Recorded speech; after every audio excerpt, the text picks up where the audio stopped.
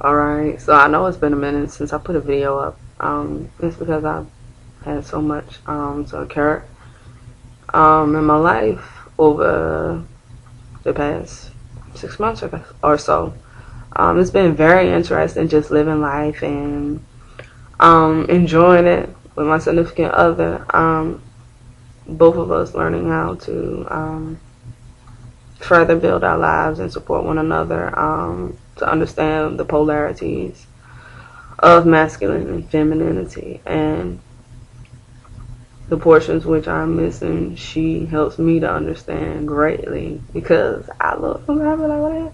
But and the portions of masculinity, and the mentality, it has been great, like having a dialogue between us, because with her I'm able to talk about those things that I could not fully work out within myself, because I had somewhat descended from femininity. That was my birthright.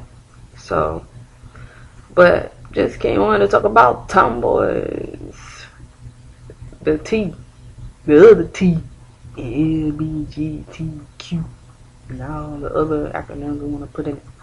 But talk about it from a somewhat feminine perspective, because, okay, there's a lot of strange things going on out here. And I guess for the trans community, it's always been kind of a quiet thing. You were who you were, being androgynous or being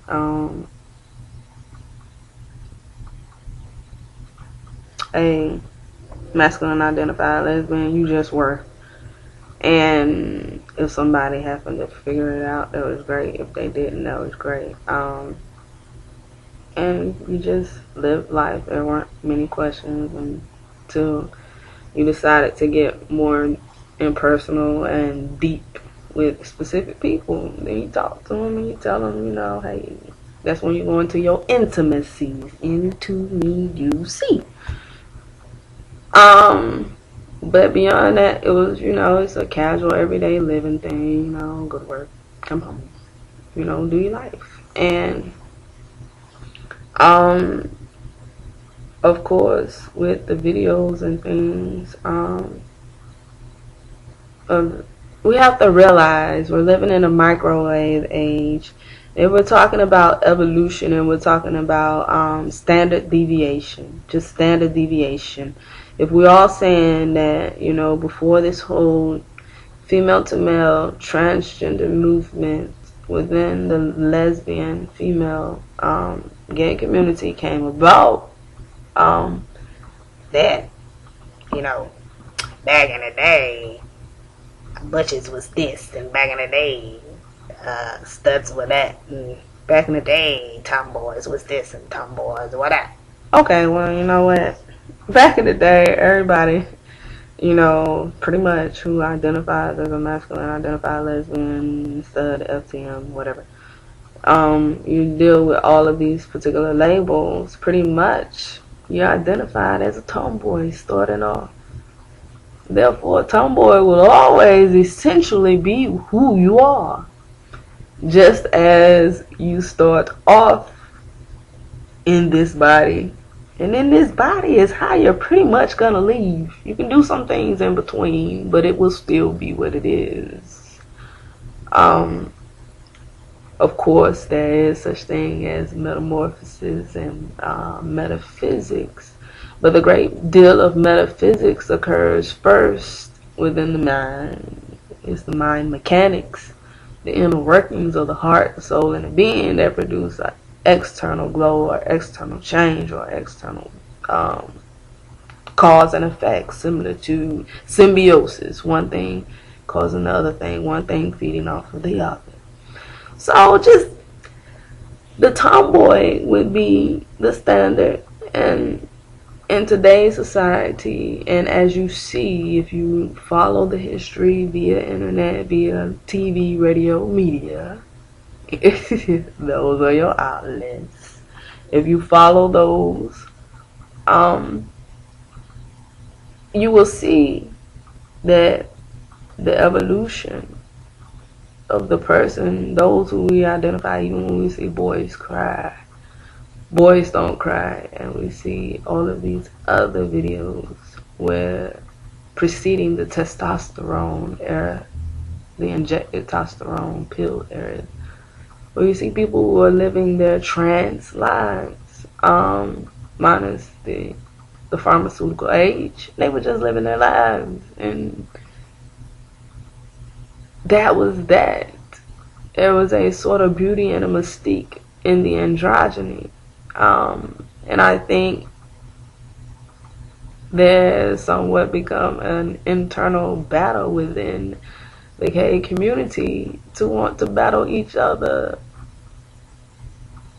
for masculinity, the rights to masculinity. And then on the other side, in the male community, it seems somewhat as though you have a fight within them to get to femininity. And this is beautiful. It's all beautiful, because if you understand that, generally speaking, within the physical body, females are negative and males are positive. Just like a battery. I don't think I got no batteries in front of me. I don't even use like technology that much. I don't have that much technology, so I don't even have a battery. That's a shame. But yeah, yeah, your positive and your negative poles.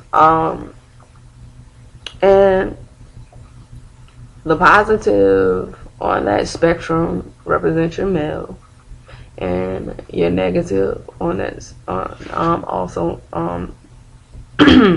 belt dry. Your negative.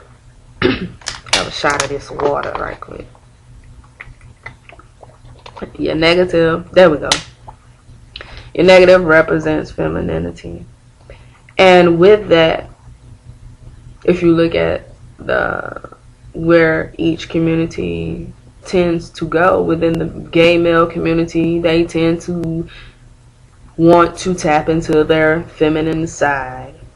And within the lesbian community, a lot of us tend to tap into our feminine side. So all I'm saying is that it's up to us as beings within the LBGTQ community to always understand both, because we have both within our community, and therefore we have to understand both. We have to embody both in order to understand both sides of the story. Therefore, there is no longer a separation between males and females, but that they interlock and connect together. Yay! Connect more. No, I'm just joking. But no, for real though. But connect and understand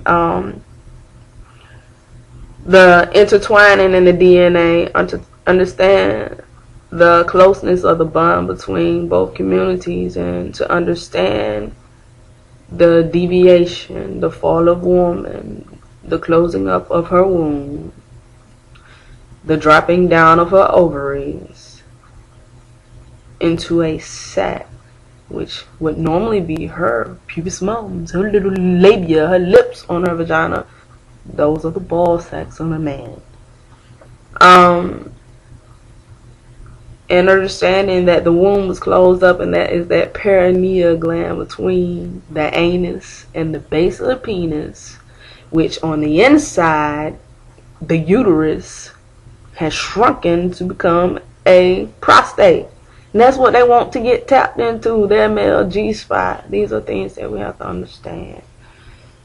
And so it's about everybody feeling inside them the penetration, the mental penetration, the spiritual penetration, and the physical penetration that they need. The ability to be able to penetrate and move throughout the society and feel as though they are recognized for who they are and how they feel. Like I said before, I realized within myself I didn't need to change. The society around me had to change, and as long as I am able, I will always voice that same opinion. I don't have to change. Society has to understand. But at the same time, I'm willing to help. That's why I put out a couple videos. Hoping that others will begin to understand the struggle within self, and that it is a long walk, and it is a tough walk, but it's a possible walk, and it's a walk that you have to take with all strength and fortitude in order to gain the stature that you're seeking within the realm of life. You have to reach it within the realm of self before you can reach it within the realm of life, and that is something that I have to just say, and I say it very simply, very plainly, because there are people that are paying thousands upon thousands of dollars to come to the same conclusion that I reached by simply falling and falling and falling. The descent of woman. My voice changed. My body changed. These changes came as a part of my life, and my girlfriend has been here. She understands, and she watches me, and she's like, oh my God, I can't believe people are actually paying money to go through the experience of life that you've had to walk your whole life. They're actually paying to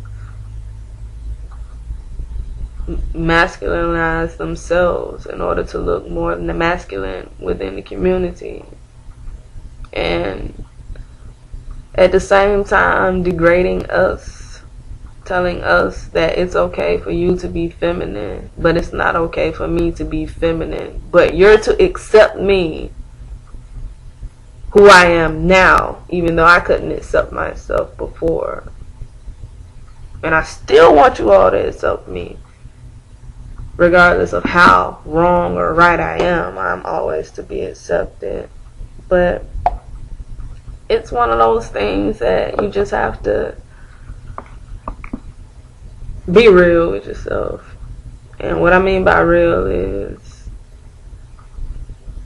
the same thing that I had to talk to myself about. How can I express to a woman that I love her for her feminine ways? I love everything about her femininity. I love everything about females. I love all females, but every female except for myself, who happens to be a female that has a great deal of masculinity in terms of a lot of things. And it drives me crazy sometimes because, like I said before, so a lot of times I get mistaken for a faggy boy, which is not a problem because I like the faggy boys, and me and the faggy boys have great conversation. Me and the fellas have great conversation. You know why? Because I am the dude and the woman they want to talk to. They need the femininity, the dark energy, the dark negativity. Like, boy, you know you need to hush. That's some ignorant ass shit you talking about right there. But then at the same time, they need the positivity, which is generally how I try to display most of my videos from a positive light. Still coming from this dark negative force. Because out of darkness does come light. And that's the thing that I've learned the most from the male energy. Is that there is truly always a hope or a ray of light. But that's also the same thing that I've learned about the dark masculine feminine energy, which we talk about in female to male studs and masculine identified lesbians. And that's the darkness that once a mind is set upon a certain place, within a certain region, and something done clicked up there, oh, it's kind of hard to push back. And when I get into bitch mode, oh, we'll talk about bitch mode too. Is it a guy thing? Or is it a girl thing? Or is it a people thing? Everybody bitches. If you understand where bitches come from. Look at that bitch. Oh, right. Anyway, so it's just all these different places that, you know, we find ourselves going within the community. And Like I said before, I have so much fun talking to guys and girls. And it's always such a wonderful thing to actually, now it is, because like I said before, I was ashamed. I was afraid. I had been traumatized. I didn't know what to do.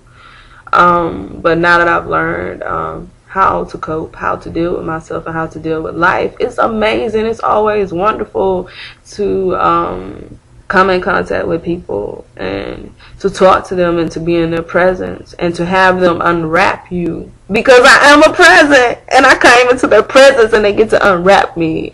They get to decide whether or not my being, my character, the content of my character is worthy of further devolution, worthy of further investigating or further talking to. So when they meet me face to face, they don't know guy or girl.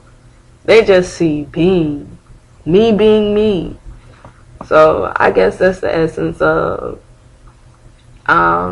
what tomboy trans life was before we came into the microwave age, you know, in the pharmaceutical age, where we could change things readily, where you can take this and your problems will go away. Only side effects are this, this, and that. But that's okay, because you're still sneeze free, but with diarrhea and heart palpitations and foot fungus. You know, those types of things. And if you list those types of things, and when you listen to that, and then you think about some of the strange side effects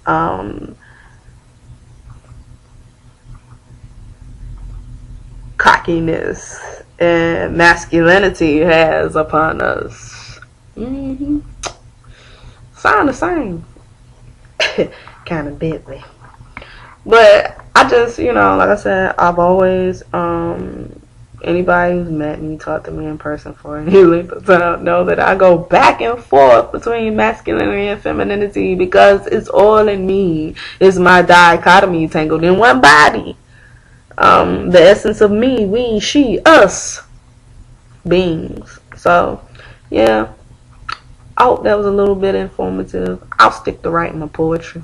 Alright, take care. Peace.